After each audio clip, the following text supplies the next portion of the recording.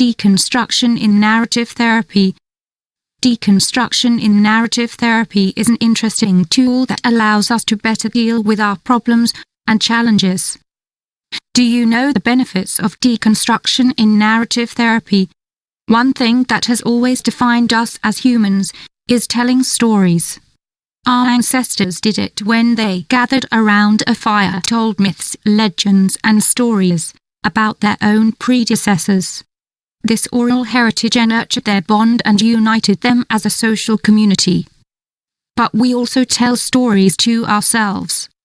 We do it to give meaning to our experiences and to find out where we fit into the world. Each of these internal narratives creates certain meanings about our reality. But this is where problems, distortions, and even unhappiness sometimes arise. In fact, some of the internal dialogues we have with ourselves can be dominated by the weight of prejudice and the influence of fear. Almost without realizing it, we can create the kind of life stories where we stop being the main heroes and become sad supporting characters. And the kind of people who get carried away, don't react and feel like they have no control over anything. One way to deal with this type of mental approach is through narrative therapy. This therapeutic model integrates a strategy of great value that is worth exploring. It is called deconstruction. According to narrative therapy, the problem is not the individual. The problem is the problem. The individual is the individual. Deconstruction allows us to individually analyze our thoughts and transform them into more positive approaches. Narrative therapy. Narrative therapy makes it easier for us to become protagonists in our own lives. It helps us discover opportunities for growth and gives us a healthier meaning in our existence. This type of psychological resource was developed by the New Zealand therapists Michael White and David Epstein in the 1980s. It is used today in various psychosocial areas. Its main characteristic is that it emphasizes that there is nothing broken or defective in man. As such, the individual is not the problem. The problem must be separated from the person so that it can be analyzed, broken down and solved. It is a therapeutic model that gives strength and can make us see that even though we are trapped in our painful stories, we can write new, more positive and hopeful stories. Is a study by Drs. Daniel D. Hutto and S. Gallagher emphasizes that this therapeutic practice has significant potential in the field of self-management of well-being. Although it is a relatively new therapy, its techniques are a source of inspiration in fields beyond psychology. For example, social work or medicine. Let's take a look at the pillars that support narrative therapy. Conversations to rewrite life. Michael White and David Epstein wrote the book Narrative Means to Therapeutic Purposes in 1990, which became a bestseller. In this work they argued that the first step for the client must be to tell his life story and become an external observer of it. From this distanced position, the client, with the help of the therapist, analyzes the problems that reinforce the client's feelings of discomfort.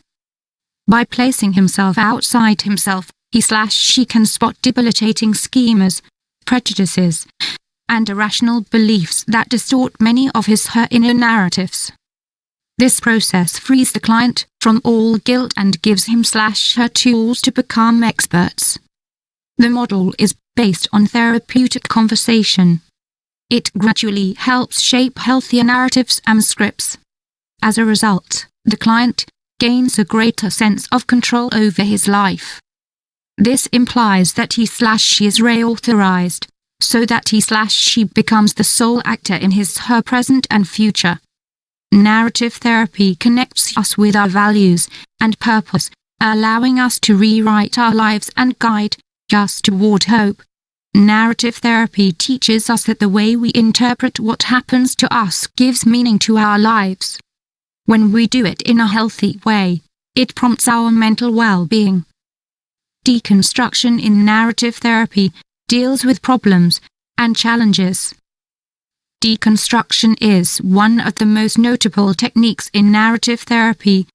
Therapists use it when they discover that a client is experiencing a vital problem that is essential to his/her sense of well-being.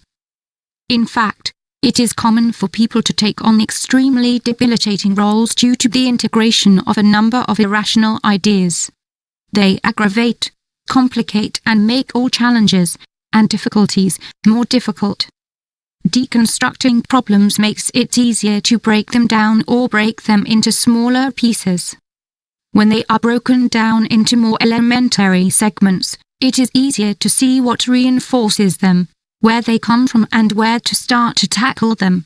If you are interested in using this resource in practice, please follow these steps. 1. Now tell your story and describe the problem in deconstruction in narrative therapy. The first step is to describe in detail the problem that is causing you anxiety, stress, and discomfort. Do it honestly. Express your feelings and thoughts that accompany the challenging experiences that you are unable to handle. 2. Break it up into smaller parts. Deconstruction makes you an analyst of your own stories. You become a detective trying to decipher the parts that make up each story testimony. Follow these guidelines to break down your important problem into smaller parts. What triggered the situation? What role did you play in the experience? Were you responsible for it or were you a victim? How did you feel and how do you feel now? What do you think about the experience? What resources do you think you have to handle the situation? How will your fear of the situation affect you when you have to solve the problem? 3. Deconstruction with alternative thoughts. To heal a debilitating mental narrative, you don't have to erase it, you just have to rewrite it in a brighter, more hopeful way. But no one can tell you how to do it. It is you who must use deconstruction to reformulate healthier mental narratives. These questions may help you. Can you see the situation from a different perspective? What would happen if you stopped blaming yourself for the experience? What contradictions can you find in your story?